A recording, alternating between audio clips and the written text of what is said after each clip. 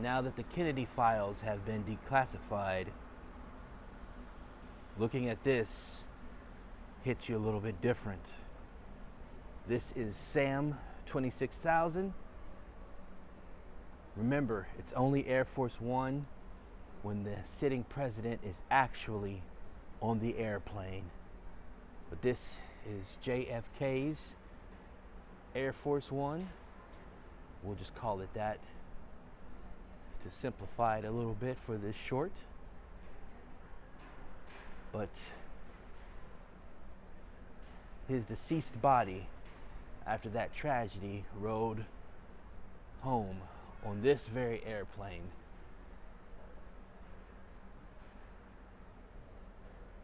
Sam 26,000, or Air Force One when he was actually on it.